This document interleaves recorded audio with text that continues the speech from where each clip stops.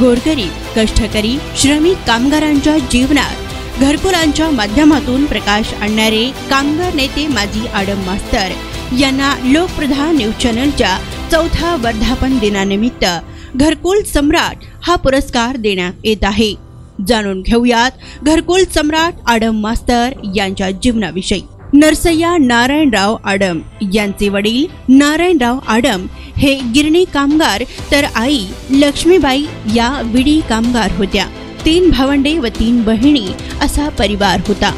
कष्टकरी वर्गात जन्म झालेला असल्याने अत्यंत प्रतिकूल परिस्थिती आणि गरिबी यामुळे मोठा परिवार परंतु अत्यंत लहान घरात गुजराण करावे लागत असे। दाटीवाटीने राहणाऱ्या परिस्थितीमुळे मंदिरात निद्रा करण्याची अत्यंत विदारक परिस्थिती वाट्याला आलेली होती। अशा परिस्थितीवर मात करत इयत्ता 9वी पर्यंत त्यांनी शिक्षण घेतलं। देशसेवेची ओढ असल्याने सैन्यात दाखल होण्यासाठीही प्रयत्न केले, परंतु शारीरिक परीक्षेत अपात्र झाल्याने देशसेवेपासून वंचित झाले। परंतु वडिलांच्या बाळकडू संस्कारामुळे 1968 साली कामगार चळवळीत ते सक्रिय झाले।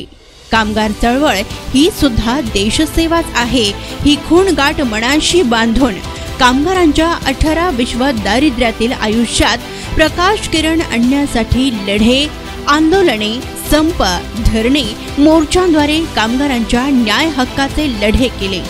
1975 साली पहिल्यांदाच नगरसेवक म्हणून राजकीय कारकिर्दीस सुरुवात झाली। त्यानंतर 1978 साली पहिल्यांदा विधानसभा सदस्य म्हणून निवडून आले। आपल्या पहाडी आवाजातून विधानसभा गाजवणारे कामगारांचा बुलंद आवाज व लोकप्रिय आमदार म्हणून प्रचिती मिळाली तदनंतर 1985 आणि 1992 साली पुन्हा नगरसेवक म्हणून श्रमिक कष्टकऱ्यांची त्यांनी सेवा केली। त्यानंतर 1995 आणि 2004 साली पुन्हा विधानसभेत आमदार म्हणून महाराष्ट्रातल्या सर्व वर्गातील सर्व थरातील लोकांच्या प्रश्नांना वाचा फोडण्याचे काम केले। या दरम्यान तत्कालीन राष्ट्रपती प्रतिभाताई पाटील यांच्या हस्ते उत्कृष्ट विधानसभापटू म्हणून गौरव करण्यात आला। लोकप्रतिनिधी व कामगारांचा लढवय्या म्हणून आयुष्य जगताना कित्येक वेळा प्राणघातक हल्ले व तुरुंगवासही भोगावा लागला। आज मितीस 200हून अधिक खटले आणि महाराष्ट्रातील निम्मेहून अधिक तुरुंग पाहिलेले आहेत, तर आज मितीस 25हून अधिक खटले न्याय प्रविष्टही आहेत। 1978 साली पहिल्यांदा आमदार झाल्यानंतर मी माझ्या आईला आनंदाच्या क्षणी आई तुला आज काय देऊ, कारण मी आमदार म्हणून जनतेचा लोकप्रतिनिधी झालो असे म्हणाले। त्यावेळी आई म्हणाली की बाळा, आपल्या घरी निद्रेसाठी जागा नसल्याने कित्येक वर्ष तू मारुती मंदिरात रात्र काढली।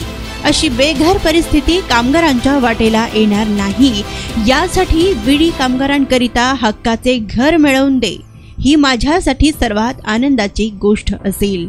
ही आईची इच्छा मी सोलापुरातील 10 वर्षात विडी कामगारांचे कॉम्रेड गोदूताई परोडेकर महिला विडी कामगार सहकारी गृहनिर्माण संस्थेच्या रूपाने पूर्ण केली असल्याचं ते म्हणाले।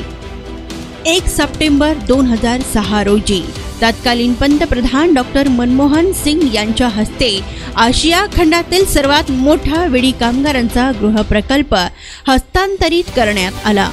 त्यानंतर 18 ऑगस्ट 2015 साली तत्कालीन मुख्यमंत्री देवेंद्र फडणवीस यांच्या कॉम्रेड मीनाक्षीताई साने महिला विडी कामगार सहकारी गृहनिर्माण संस्थेचे 1592 श्रमिकांचे घरे हस्तांतरित करण्यात आली। पंतप्रधान आवास योजना शहरी अभियानाअंतर्गत सोलापुरातील 15,000 असंघटित कामगारांचा महत्वाकांक्षी पथदर्शी एकात्मिक गृहनिर्माण प्रकल्प रेनगर कॉम्रेड ओ हाऊसिंग फेडरेशनच्या माध्यमातून श्रमिकांना त्यांच्या हक्काची घरे देण्याचा संकल्प केला होता।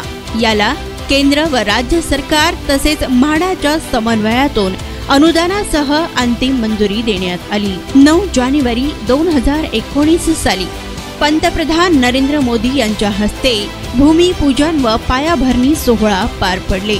रेनगर गृहनिर्माण प्रकल्प साकारण्यासाठी तब्बल 14 वर्ष शासन दरबारी अनेक लढे, मोर्चे, निवेदने आणि बैठका, रास्ता रोको, जन आंदोलनाचा पवित्रा सातत्याने तेवत ठेवावा लागला। याची फलश्रुती म्हणून 19 जानेवारी 2024 रोजी 30,000 असंघटित कामगारांच्या पहिल्या टप्प्यातील 15,000 घरांचा चावी प्रदान सोहळा पंतप्रधान यांच्या हस्ते होणार आहे। त्यांच्या या उल्लेखनीय कामगिरीनिमित्त लोकप्रधान न्यूज चॅनलच्या 4थ्या वर्धापन दिनानिमित्त कामगार नेते आडम मास्तर यांना घरकुल सम्राट हा पुरस्कार देऊन गौरविण्यात येत आहे।